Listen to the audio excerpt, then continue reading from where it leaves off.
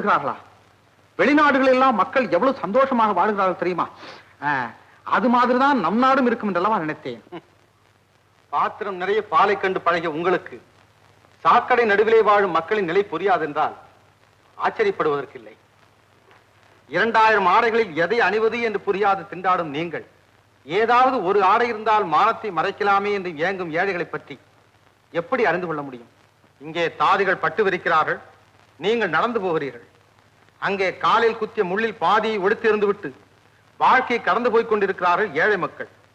அவர்களில் நீங்களும் ஒருவர் என்றால் நாங்கள் எப்படி நம்புவது? வீராங்கா, நீ சொல்வதெல்லாம் எனக்கு நன்கு புரிகிறது.